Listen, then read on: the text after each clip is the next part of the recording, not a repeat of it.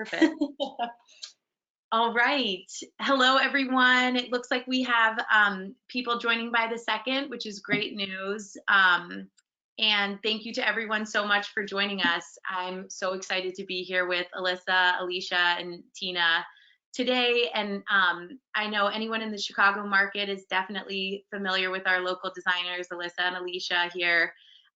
And then Tina is with Muto. So excited to have her as part of this conversation. And we were just actually all kind of talking about how this coming out of this pandemic is going to be a little bit like whiplash, and we all need to find ways to center ourselves so that we don't go straight back into the exhaustion of what life was beforehand. And you know, how can we use these great concepts like Hygge to kind of better understand ourselves and better understand our needs and apply that to the workplace. So today's conversation is just meant to be casual and uplifting and inspiring. It's going to be exciting for everyone involved, and hopefully we can all take a little something away to apply to our lives moving forward. So that being said, I just wanted to start off saying I've loved learning about other cultures and kind of how we can apply these ideologies from various parts of the world in order to remain successful and happy and in tune with our best selves and present to the moment, which is a very important thing. Lately, I've been learning about the Taoist concept. They have 5 different elements that they apply to seasons throughout the year. It's kind of a spiritual guide of sorts, and it is definitely worth sharing on this gorgeous Chicago and we here in New York day. Tina's in New York. That the spring season is guided by wood energy. So this kind of promotes growth and development, and Eastern cultures mark spring as their new year rather than January, because they can capitalize on that wood energy and use up what they've been storing during winter, or use capital or move forward plans that they have been reflecting on and planning for and kind of nurturing throughout the winter. So it's definitely a time to blossom and start anew. And Muto, Knoll's newly acquired furniture line, which hopefully most of you guys have heard about, and if not, this will be a great educational deep dive on the culture around the line. Hails from Copenhagen, and it has exposed me to this other concept, Hygge. Similarly applies to those Eastern ideas, and it will definitely contribute to the ability to blossom and activate these notions that we've likely been sitting on throughout winter and also in a worldwide pandemic. So I hope everyone garners as much inspiration as I have from hearing from these women. And now I'd love for each of them to jump in and introduce themselves. So Tina, we'll let you start. Hi everyone, and nice meeting you. So I'm Tina Lee. I've been with Muto for 6 years, and as you can hear based on the accent, I think I'm Danish, and I've been in New York for almost 2 years now, heading marketing for us here in North America since we were acquired by Knoll. A little bit about my background: I have a bachelor from the Copenhagen University in Film and Media Science, which I kind of think is like a bachelor in storytelling. More than anything else. Then I have a master from the Copenhagen Business School in management within creative business processes. So I think the common denominator from that is probably just that I've always been super interested in aesthetics, visual and industrial design, and just how you can engage your senses, and how that often can make you more present and happier, I think at least. And being Danish, we probably don't talk as much about Hygge as we do over here. I think it's more probably habits and a mindset more than it's a conscious thing to me, because it's so ingrained in our culture. But for me, it's something that's it's about finding things that relax you and brings you joy and just grounds you. So I try to do that by just such a design nerd, by always like being surrounded by things that I really enjoy, and redecorating and reshuffling and just doing good offline hobbies that are more slow and just makes you appreciate like being, I guess, in the present. Awesome. Perfect. Alicia, you're up. Yeah. Hey, everyone. I'm Alicia Schiller. Thank you guys all for joining. I'm really excited about the conversation that we're going to have today. Like Katie said, I live in Chicago. I work for an architectural firm called Huntsman Architectural Group. I'm an interior designer there, and we focus on workplace design. So that's really what my background is in. For about this past 6 or 7 years, I've focused on workplace design. But prior to that, I was working a little bit on residential projects and restaurant projects, which really, kind of moved very well into the workplace design that I'm doing now. I think, as we all know, residential and hospitality environments are really starting to influence the workplace. And that's super exciting for me as a workplace designer, because when you look at a hospitality project and the way that that's designed, there's this consideration of the mood and the ambiance. And I think, that definitely ties into the conversation we're going to be having about Hygge today. And it's just really exciting to start thinking about workplace in those terms. So kind of shifting that thought about, workplace as just the main goal being cramming bodies into cubicles, now, what if we think about the goal of workplace as making employees feel a certain way, especially post-pandemic when, the future workplace is a little bit uncertain. How can we create a workplace that really motivates people to want to come back to the office? And I think Hygge can tie into that really well. We get to use a lot of Muto at Huntsman, which is really exciting. I love Muto. It's really hard to pick a favorite one of their products, but right now I'm really fixated on the Connect sofa, which is just like this really plush, kind of billowy modular sofa. It's just like the epitome of Hygge, I think, to me, is a comfy sofa. So love that one. Really want one for my apartment too. And then just a little bit about what I do sort of in my free time outside of work. I really enjoy making things, so doing craft projects and making artwork. And a little bit later, Katie's going to be showing a slideshow that shows some of that work. But most recently, I've been making a lot of jewelry and participating in things like IIDA does an event here called Bazaar, which is just sort of a little craft show event with people that are in the industry. Also have been doing work making collage art, and have actually didn't realize how Hygge really played a role in creativity and creating things outside of work. But this prepping for this panel discussion really made me realize how important your surroundings are to sort of creating that creative environment for yourself. So thank you guys so much. Amazing. Love it. Thanks, Alicia.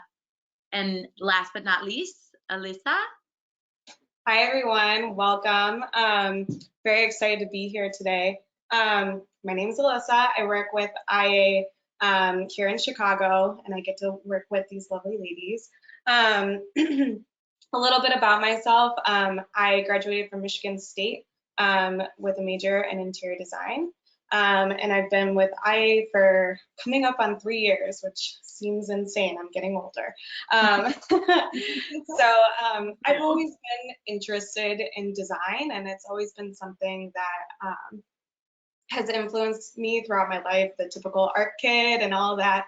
And it's always kind of influenced the way that I live my daily life. And it kind of has influenced itself into Hygge with me and my job, because it's always been something where design is something where you can relate to somebody that you don't even know, because design in every aspect, whether it be art or the tangible with interiors, it's something that you can connect with people emotionally.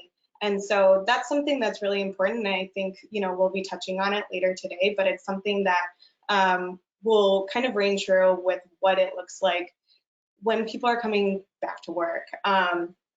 And a little bit more on what I like to do at my personal time. I've always been a baker. It's always kind of been a little solace for me when I'm stressed or I feel like I need to slow down or anything like that. And so when the pandemic started getting more and more stressful and election season started, my boyfriend had given me this cookbook, Claire Saffit's Dessert Person. And I've always watched her YouTube videos and enjoyed her, but I was thumbing through the cookbook and I loved everything that I was seeing, and her photography was so beautiful and just the way she speaks about baking. And I was like, I want to try all of this. And so I set a personal challenge for myself to do that. And it's insane how much I've learned throughout the way, and how I've been able to kind of take a step back and pause throughout my day-to-day to kind of focus on something that's not on a screen, and focus on something that's a little bit more tangible, and kind of have some more playroom. So really excited about today, and I'll hand it back to Katie. Awesome. Well, just hearing you guys all talk about your specialties, I cannot wait to get this slideshow up on the screen. But before we do that, I just want to talk a little bit more specifically about what Hygge is. And it's, you know, as Americans, of course, we are like so excited about this concept. And as Tina said, you know, it's just very naturally part of their culture, but it's worth jumping into exactly what that is, so we have a good understanding of it before we really jump into how it applies to these ladies' work, and exactly how we can use it in the workplace, specifically for post-pandemic, to get people back and feeling comfortable and cozy leaving working from home. So a defining characteristic of Danish culture, Hygge, is a quality of coziness and comfortable conviviality that engenders a feeling of contentment or well-being. And as we said, we've seen it applied a lot lately in the interior space. Alyssa, we actually talked about this. IA did a white paper and kind of a little debrief on how you can apply that concept to the workplace. So it's interesting seeing these design directors really get excited about it and understand how that applies. So our resident Dane, Tina, is going to give us a little bit more insight here, just because she was able to explain it to us so well, and I think it'll just be a good start to the conversation. So Tina, if you don't mind jumping in and giving us a little more info, that'd be great. Of course. And I just want to start by saying I know how difficult it is to pronounce Hygge. I wouldn't worry about it. Like, I would hate for people to feel awkward about talking about and exploring that concept just because you want to get the pronunciation right. So like, don't worry about it. Yes, and I love that you said that, because it definitely got all of us past it. You know, we all pause before we say it, and I'm sure a lot of people in the audience kind of feel that same way. So thanks. Because I don't think it should feel foreign to us. It actually, it's, as you said, it's about coziness, it's about warmth. It can also often be a social thing, but I think it's very much about slowing down and just taking pleasure in like the simpler and smaller things that bring you joy, and being present in that moment. So just everyday enjoyment and like social things. So for Danes, it can be taking a small break for a day if you're at work with a colleague, where you both say like, let's go and get a cup of coffee and just sit for 5 minutes in the sun and do something. Like things like that is Hygge. Or lighting a candle at night and just enjoying that, or smelling the flowers, like buying flowers and arranging something like that. So very much about it not being the bigger places and you're starting for and focusing on happiness, but more enjoyment and joy just wherever you are and wherever you can get in that moment. Right. Perfect. And I think it comes also from us. Denmark is in Scandinavia. It's dark and gray and rainy half of the year at least. It's super cold normally. So like a day like today is almost like a summer day in Copenhagen. So right. You have to find pleasure in some of these simpler things, because you're not in LA around mountains and beautiful nature all the time. Sure. Yeah, and I think people really cling to this idea because Denmark is over and over again rated as the happiest country on earth. So it's easy for everyone to want a piece of that pie by understanding what exactly it is within your culture that really makes that happiness go round. So just one thing too, before we jump in, can you expand on how Muuto as a brand really embodies that concept of Hygge? Just so people who in the audience who may not be as familiar with Muuto can understand that before we play this slideshow and kind of show what the vibe of your product line is like. Yes, definitely. Well, applying Hygge to a space, for us, that's very much about creating spaces that feel welcoming and warm and genuine. So we do this by really thinking about the materials we use, the colors we use. Like, we want it to be honest, natural materials. We want to work with colors that are both like bring us joy, but also some probably like more warm, probably a little bit brighter often. So just bringing elements that make you feel more at ease and having a more relaxed, casual feel to them, I think is very much how you would describe our products. Perfect. Yeah, and I think two things. One that really helped me gain a better understanding of Hygge that I didn't necessarily realize before is that more than just general personal happiness, it really is about relating to other people, which I think ever more applies to the workspace and definitely the workspace of the future. and and then also like finish selection, just how those more natural tones can really influence people and bring that calming sense to the workplace. So thank you, Tina, for that. And from there, we will go ahead and put up the long-awaited slideshow, just so that everyone can understand really what Alyssa and Alicia and Tina do as their specialties. And it's interesting, Alyssa and Alicia, you know, really do this as a hobby outside of work, but we talked a lot about how those, you know, hobby type activities can really apply back to their professional roles. And Tina's specialty as styling this product is just huge to really portray this concept and portray the brand of Muto. So everyone just, you know, prepare to drool, because I'm sorry, this picture just to begin with is incredibly amazing. And yeah, it will be really fun to have their imagery playing throughout.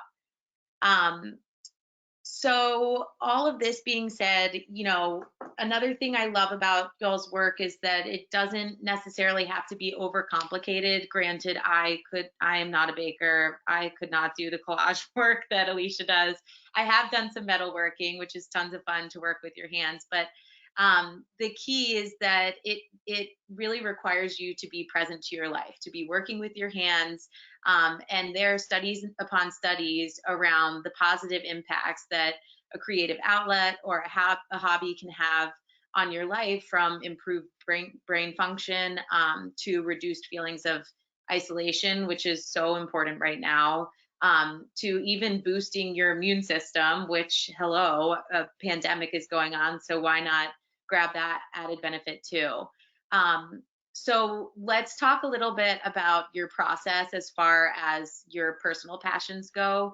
I'm just curious to get each of your thoughts on how you find inspiration, how you kick off that creative process, and it doesn't have to be anything specific.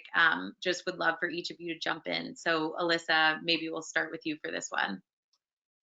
Yeah, sure. I think for project to project, it always varies for me.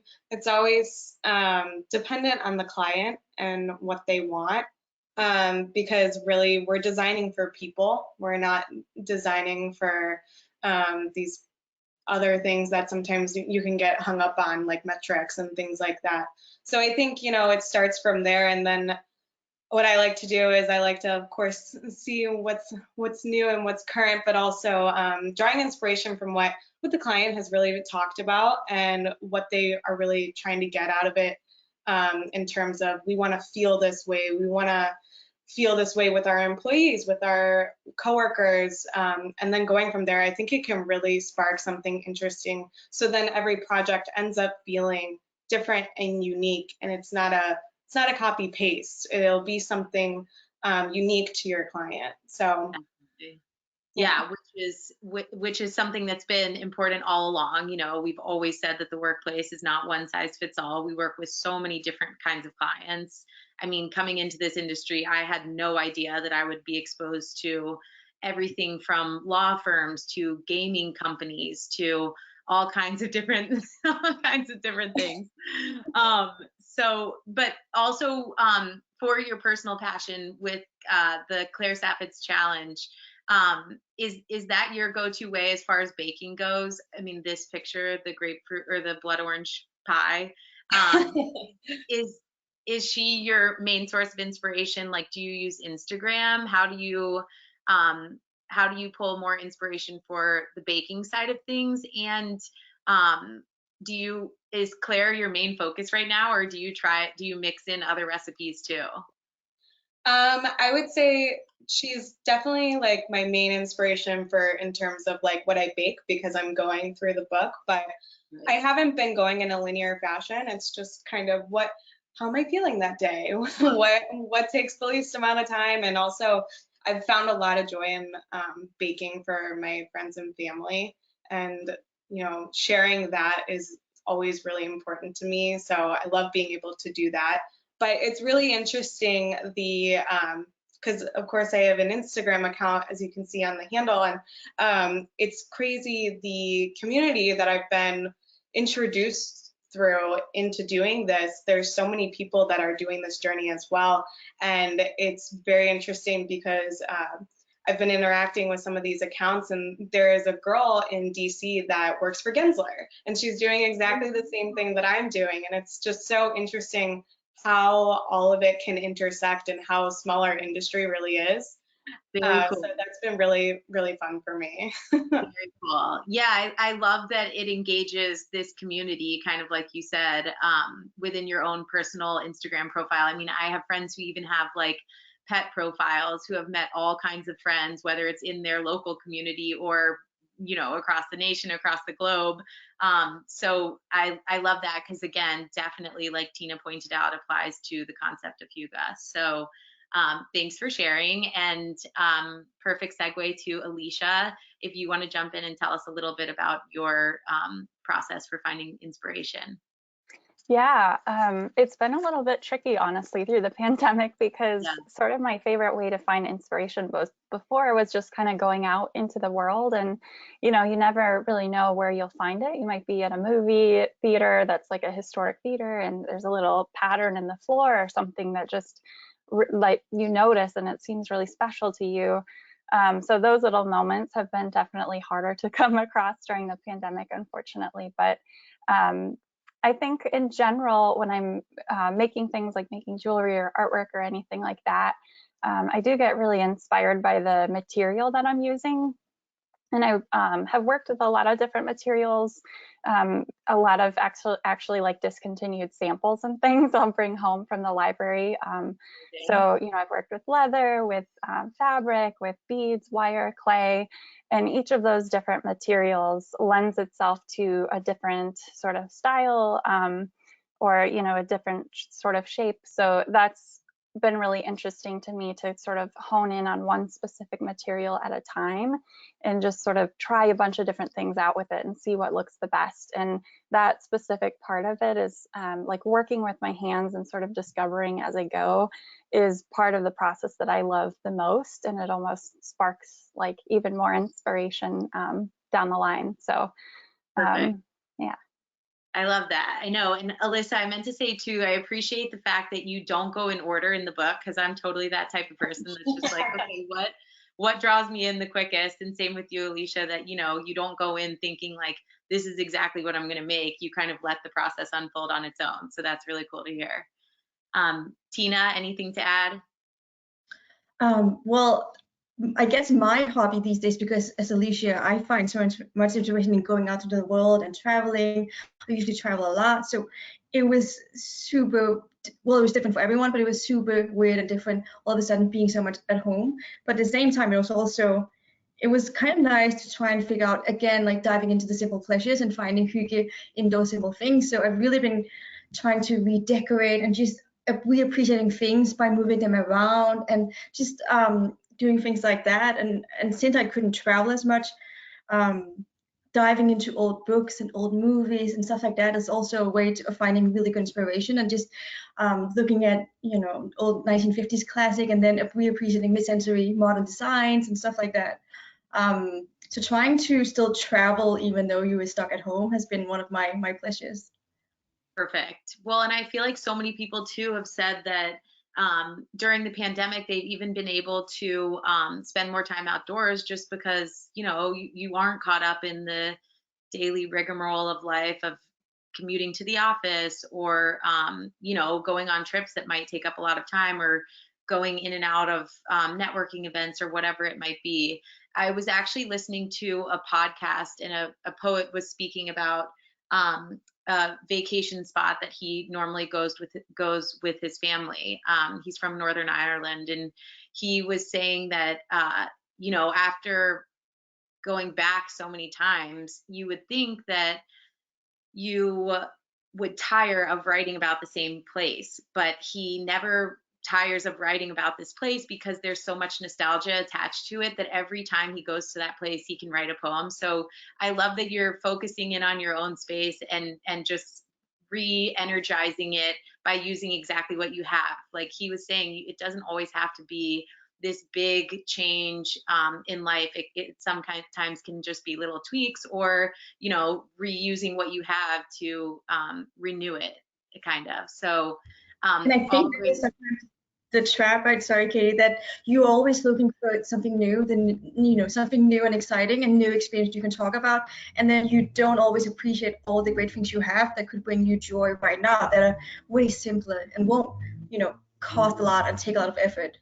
Absolutely, absolutely, which hopefully is another huge takeaway from this pandemic, that we can count as a positive versus a challenge. So my next question was about creative block, and I actually asked, is this something that you've experienced more lately during the pandemic? So it's interesting to hear Alicia and Tina specifically say, not being able to do those typical activities such as traveling or just being out and about can cause that. But do you have any advice on countering it, or any tricks for what you normally do? Like, I feel like stepping away sometimes is a nice thing, but how do you do that during the pandemic or in everyday life? Tina, we can go reverse if you want to start, if you have anything to add there. Well, I think you mentioned it earlier, like going out, going for a walk, being in nature. I think that's one of the key things that's really helped just both ground me, but also inspire me. And if you feel a little isolated or a little stuck, that always helps. And there's so much inspiration in terms of color palettes and materiality, especially for like also my personal work, that you can find just in nature. So I try and do that every day, even though some days it's just 5-10 minutes, going for a cup of coffee, and that's all I have time for, but that still makes all the difference. Awesome. And do you have parks near you where you are in New York? Like, do you go into parks? And a tiny park. It's not, it's yeah. Okay. Alicia, anything else to add there? Yeah, I would totally agree. Walking, exercise, spending time in nature, being outside is all a really great way to kickstart that for me. So much of creativity, I feel like, is all about your mental state. So if you're really stressed, if you have a lot on your mind, it can be really, really hard to be creative. So for me, just sort of being stuck in my apartment through the pandemic, it actually I found it really valuable to sort of set my environment up in a way that is just conducive to, creativity and sort of de-stressing myself. So I think a lot of those things really tie into Hygge too, like something as simple as lighting candles at your desk if you're having a stressful day can be super helpful, or just, lighting some incense, having those aromas that are a little bit more calming and relaxing, turning off your overhead lighting and having, more indirect table lamps on. All of those sorts of things, I feel like as you do those things, it just is inherently relaxing and then easier to get in the right mindset. So sometimes that can kind of kickstart me. If I'm in a bad mood, it can, I'll smell my favorite incense and just like get happy, Yes. which is great. And I love the lighting comment. I am such a lamp person. Like my mom growing up, I'll never forget when we were younger, we would come home from wherever we were, and if it had started to get dark, it was like everyone had to each turn on like 3 different lamps between me and my brothers, and it's all about the mood lighting. So Yep. I totally agree with that. Alyssa, anything else? I'm the same way. I swear I'm walking around my apartment with my laptop following where the sun is hitting. I'm just like such a sun kid, and I didn't even realize it because our office gets a lot of sunlight. And so I noticed myself following the sun throughout the day. And I think I've burned about 30 candles throughout this year. Yes. So I'm exactly the same. It's just kind of like finding things that kind of make you happy and that can keep you in that that good like headspace to keep you motivated. Because I think part of the biggest thing for me to stay motivated has been I'm just such a like people person. So just being able to speak to my coworkers and being able to interface with them has really kept me going and motivated, because then you can thrive off that collaboration and find something really interesting, even though you're still not completely face to face. Yes, definitely. I know I have my go-to work pals that if I just need to pick up the phone and call them, or even challenge myself to maybe call someone that I wouldn't normally feel totally comfortable calling, is always a good thing too. I walk away from every conversation, some of which, I'll be perfectly honest, I dread because I'm nervous about it or whatever, but just talk, I always walk away feeling better and more uplifted. And it's so important when we're a little isolated or very isolated right now to kind of counteract that isolation. So, Alicia, we talked about how one of our first encounters with each other was at Bazaar Bazaar, and I ended up buying some of your jewelry. I know our marketing director has bought some of your collage artwork. So I just wanted to see if any of you guys have ways of sharing your talents with the industry or with coworkers or with young people. In some of our insightful conversations lately that you guys may have seen going around for Women's History Month, we've been talking a lot about empowering the youth and helping, whether it's helping them understand our industry or not, just being a mentor to younger people. And Alicia, again, we did Refortify together, which I feel like we learned more from those kids than we even taught them, but just such a fun and, again, uplifting experience. Do you guys do anything outside of your professional career? And Alyssa, I know you share your talents with friends just because they want to eat that quiche that's on the screen right now. But anything worth sharing, would love to hear that from you guys. Alicia, maybe we'll start with you. Yeah, well, I think for me, it's like I really enjoy making things so much that I get a little bit addicted to it. So I'll, have this idea that I want to make maybe a few pairs of earrings for myself. I wanted some funky jewelry, and then it ends up turning into 50 pairs of earrings. So naturally, I'm giving them all away to friends, family, whoever will take them, participating in things like Bazaar Bazaar. I found that those things are just really nice tools to kind of keep me motivated and keep making.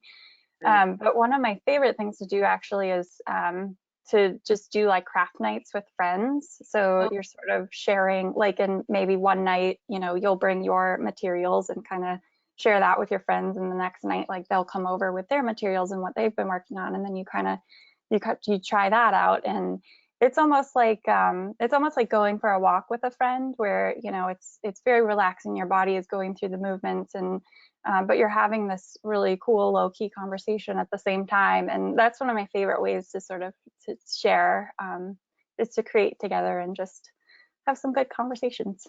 Amazing. Yeah, we actually, Jen Sheehan, one of our account executives, she does DIY wine for corporate concepts. And I remember when I first started 3 years ago, you're always nervous meeting people and you want to fit in at the office. And that was one of the ways I definitely felt, I made some great connections with coworkers and agreed it's a great way it's like taking a walk with a friend. I love that. Tina, anything to add?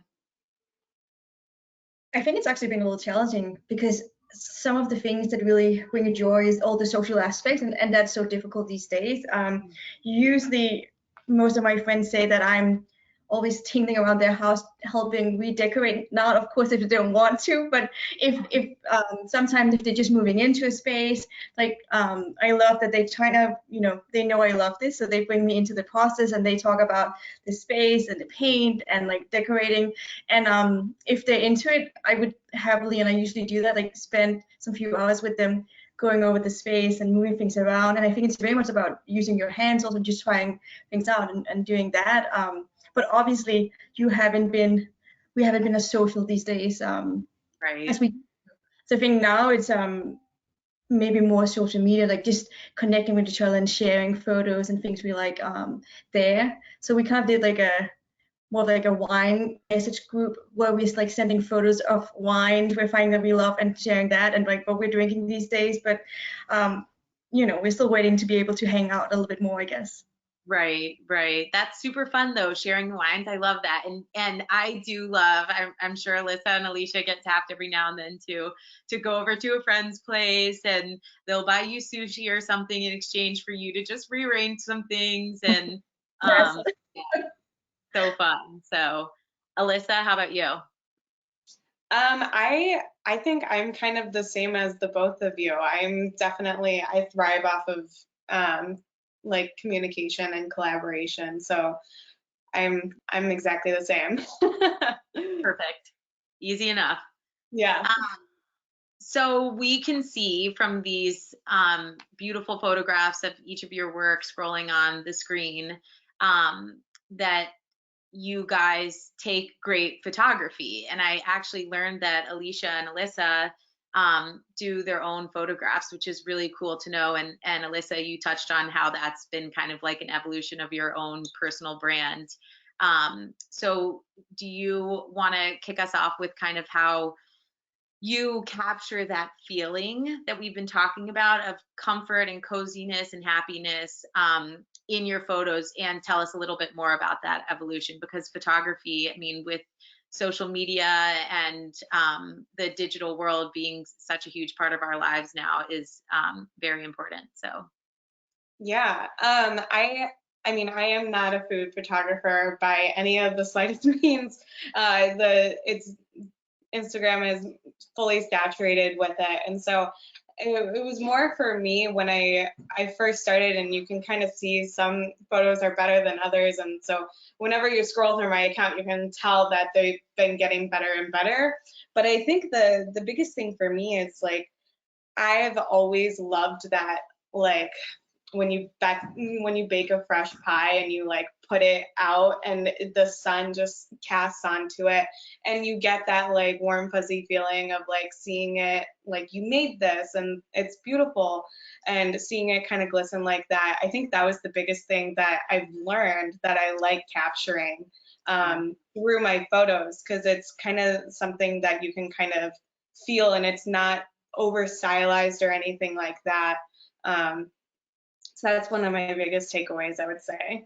well, you do it so wonderfully, and like you said, it's not over stylized, which is such a nice touch when we do live in this overwhelming world. And like we said, it's all about kind of slowing down and the simpler things. So I mean, those photos, I mean, I feel like I could taste through the screen exactly what you've made, and I honestly wish I could. So, very well done. Alicia, your photography, you can see all these different materials that are kind of in the background, and we've been talking so much about materials and finishes and that type of thing. So if you could just kind of expand on your process too. Yeah, I think, like Alyssa, I had a little bit of an evolution too with photography. I think initially, I was really excited to kind of really accessorize the photographs, but found that sort of less was more. When you're trying to photograph something as delicate as jewelry, you really want the backdrop to be fairly quiet so the jewelry itself can really stand out. So a lot of the photography that I have right now on the website is just, very simple but warm, sort of cream colored backdrop. And then I will incorporate a few different elements, but they're typically a little bit more textural, or maybe they're just, a sprig from a plant or something that isn't super overpowering. And then like I noticed in Alyssa's photography, and she was talking about a lot, she likes to take photos with her fresh baked goods in the sunlight. I love to take photos of things with just the sunlight blaring on them. I feel like it adds such a warm quality that really comes across in the photo, and really starts to create a mood. And that photo too of Tina's that just went by had some really pretty direct sunlight, and I think lighting is one of the most interesting elements that I've sort of played with in photography that can really make the photo. Totally. And like we were saying, can be applied to larger spaces and larger concepts as well. So yeah, I love that. Tina, anything that you want to add? Yeah, I actually don't do a lot of photography myself, but we do work with a lot of photographers, and we work with a group of them. And then we've also recently started doing more of like a photo series where we reach out to interesting, very artistic photographers and work with them. And I really enjoyed kind of I think you can tell, like you can tell there's a personal style whenever we work with those, and you kind of really explore products, and you can also see there's a voice to sometimes how they do it. So you saw some of the photos where they're using the light and the shadow very much in a dramatic way, and all of a sudden it's a completely different mood and vibe. And we do that a lot, and are very, conscious about how that can affect like the entire mood of a photo.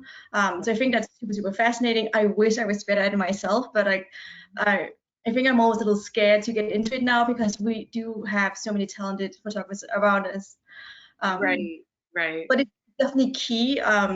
You can tell whenever you have artificial light in the mix, it's a completely different expression. So we want very Scandinavian light images, which means we actually never really use any artificial light. It makes such a big difference. Yeah. Well, and especially when you're portraying the colorways, and this picture is a perfect example, like all those different tones that you're playing with and how they fit together. It's so important that you represent it as purely as possible. So you guys just do such a fabulous job. So we've kind of talked about personal hobbies, your talents, mindfulness, and Hygge, of course, but really tying this back to the workplace. We are getting questions left and right, each of us from our different perspectives of the industry. How do I get my employees back to the workplace? How do we successfully kind of lure employees back and make sure that they still have this sense of Hygge that they are surely going to miss from their experience working from home, but also everyone's clearly dying to get out, and a lot of us are wanting to get back to the workspace. But how do we do that? And how can we apply this concept of Hygge to do it properly and really enhance a space? So Tina, you talked to us about a study that you did in partnership with Google and Johns Hopkins, and built 3 different spaces that gave clients the opportunity to see how how the different moods affected their mood. So if you could kind of walk us through that study. Some of those pictures are weaved into this presentation, but the deck that you sent me to really get an idea of how that process went was amazing. And I think it's worth sharing as we dive into this conversation about the workplace itself.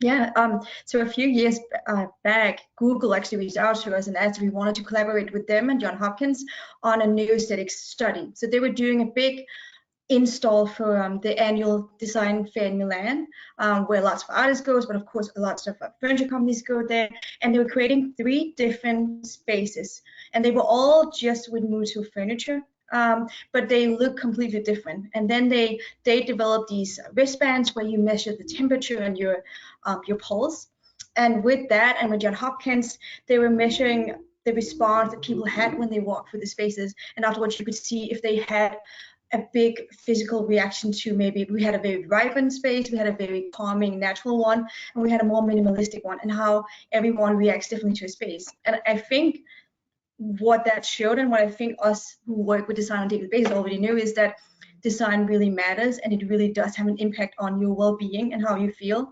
And you can just feel when you walk into a space and it feels right, and you can feel when you walk into space and it doesn't, right? It's such an obvious reaction.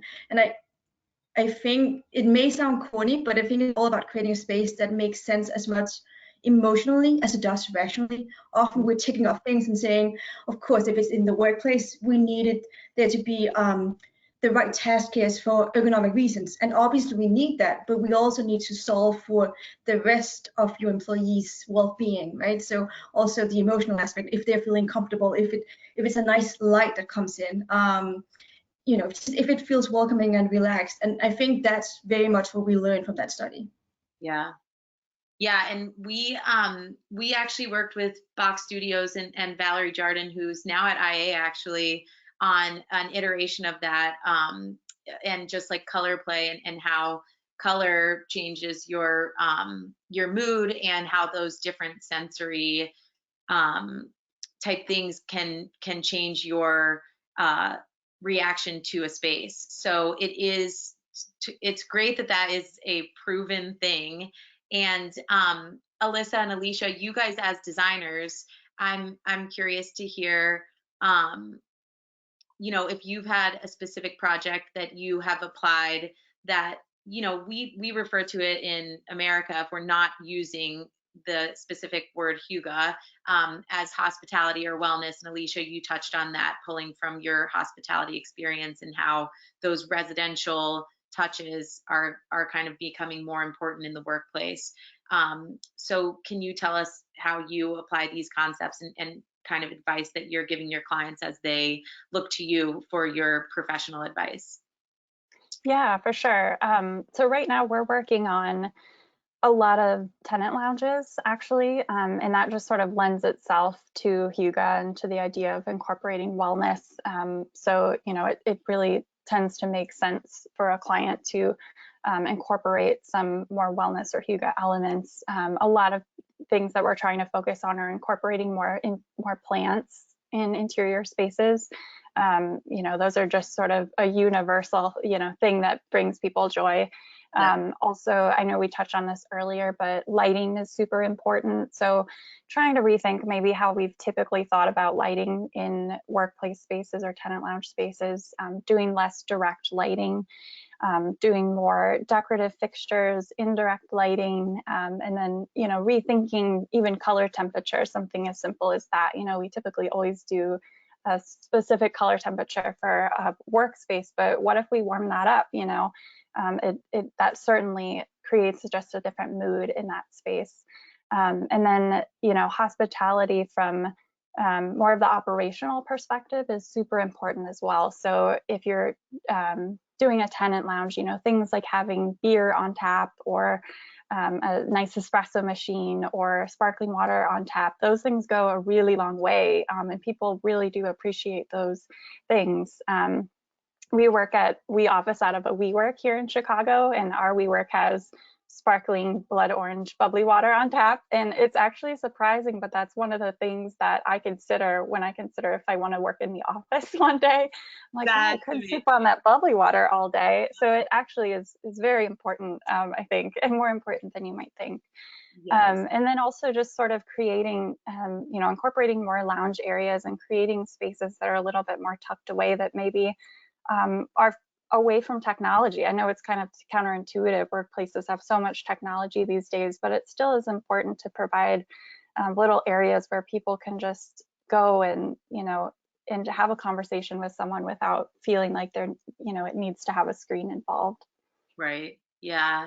And in talking about all of these hybrid workspaces, we've been talking so much about those spaces of refuge, especially now reconsidering the open office. If we do go into more of a amenity type collaborative direction, those places for refuge will be so important, especially too with us saying, you know, we're going to have moments of being overwhelmed when we go back to some sort of normalcy. So great answer, Alicia. Alyssa, what do you think?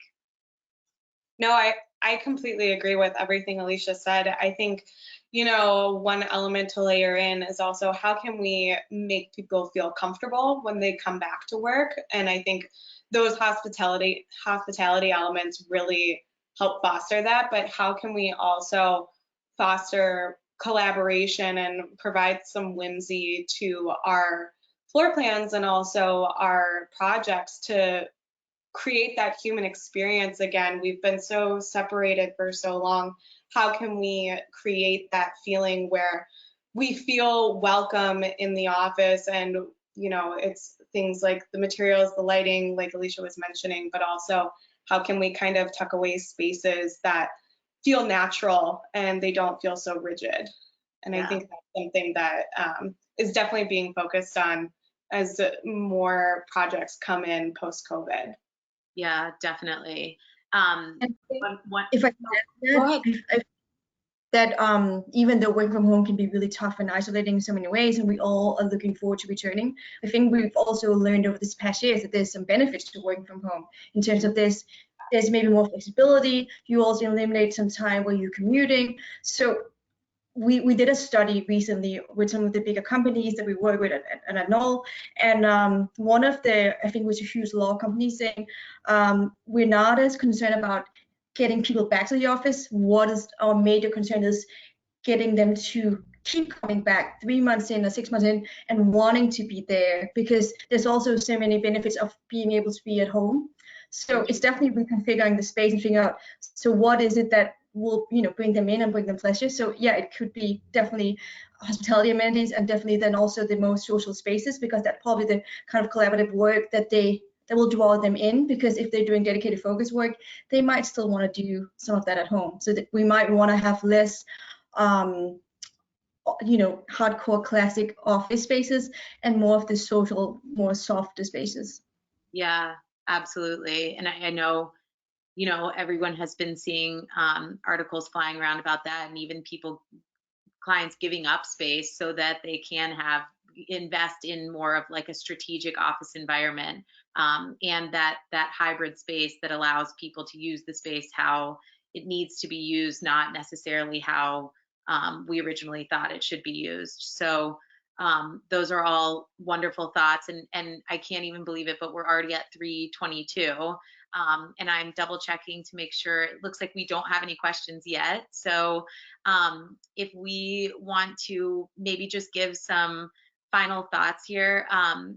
One thing I was going to say that I don't think I mentioned, Alyssa, is that we had the privilege of working with your team on Home Chef, which was a beautiful space in the post office. We're so excited actually to be sharing it in our newsletter next week. And there was lots of Muto product on that. And the photography really goes to show all these different spaces that were created to allow for different work modes, from one-on-one kind of cafe settings where people can sit down together and face each other, to more open settings of lounge seating with a coffee table, that type of essence, and then true workstations too. So Neil Schneider was probably ready to shut me up. I was banging down his door for those images because we were just so excited about the project. It came out so beautifully. So I think that is a great representation of a project that I've seen lately, that we even started pre-pandemic, and it's interesting, the industry was kind of headed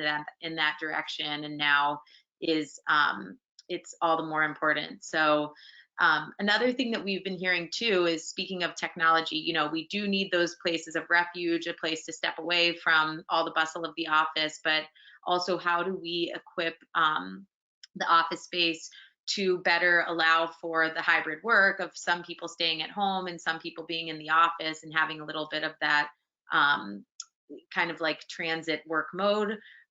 Tina, I know that a lot of your product, the high back outline sofa, that it has the little plug-in and a little laptop table.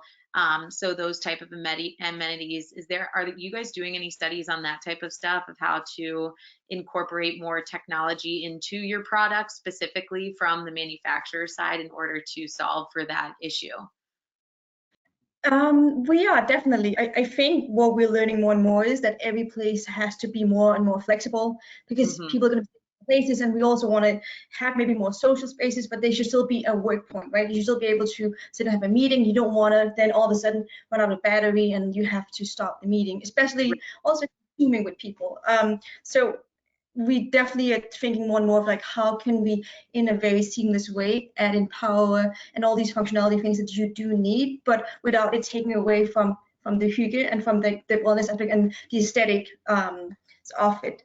So very much that. And then I think rethinking just the space, the architectural space in general, when you're doing a meeting space, making sure that the screen is in a good place, that there's good acoustics and sound and so on, more than it's configuring like the tables and the chairs and so on.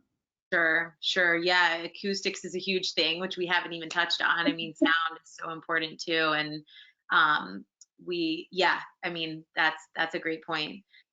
Alicia, I know you guys working on these amenity spaces and spec suites too. You're probably pretty well versed in how to have solutions for technology and allowing people to be flexible and in and out and changing locations throughout the day. And anything to add on that, or anything you've been looking for as a designer product wise that is a need? Yeah, we've been looking a lot actually with our spec suite projects. We've been looking at how to sort of rethink the workstations in those projects. You know, typically I think a lot of the more recent spec suites that we did before the pandemic, they had, you know, maybe it was a benching system that was height adjustable. So it was a very fixed system. But now, you know, and I know Tina mentioned flexibility being super important. We're sort of looking for furniture solutions that offer more flexibility, so the environment can sort of change with the company that's occupying that space. And technology gets a little bit tricky with flexibility because just inherently, you know, electrical is fixed. You know, it's a little bit difficult to make that flexible. But I think by incorporating it in furniture pieces like the high back outline sofa, you know, that's a great example of how you can start to make it a little bit more flexible so that where people work becomes a choice and they're not, you know, forced to stay at their one desk all day. Right. Great. Alyssa, any last thoughts to add? I completely agree with both of you guys. And I think one thing that we've been seeing is how clients are interested in less walls and more demountables more than ever before. And I think how can we as designers cater to that and still be sustainable, because that has a really big sustainability aspect to it, something that clients can reuse and feel good about buying something, right? And I think that definitely relates back to Hygge as well, because I think it's that feeling of doing good for your employees and also for yourself. So that's another thing we've been looking at for sure.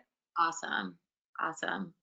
Well, I think that is a perfect stopping point. I mean, we could probably go on for hours talking about this topic, but it is 3:28, so we're 2 minutes out from our cutoff, and we did get one question, which is directed at Alyssa. What is your favorite bakery in the city when you don't feel like baking? Do you have a favorite spot you go? Such a fun question. I don't play favorites, I guess. But there is a bakery called Hygge Patisserie. It's like around Armitage area, and they do some really fun stuff. So I would say go ahead and check it out. Okay, cool. Do you know how to spell it, or? Hygge. Oh, okay. Hygge Patisserie, beautiful. Yeah. Okay, good advice. I'll have to check it out. Yeah.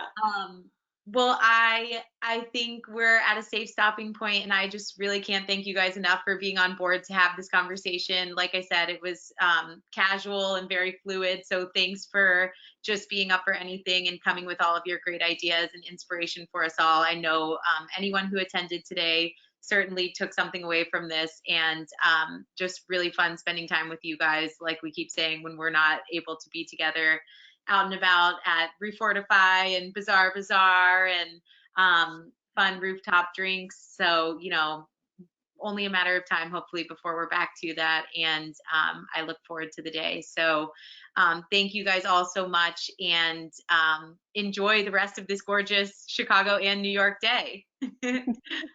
Thanks, Katie. Thanks, everyone. Thank you so much. All pleasure. Yep. Talk to you soon. Bye. Bye. Bye.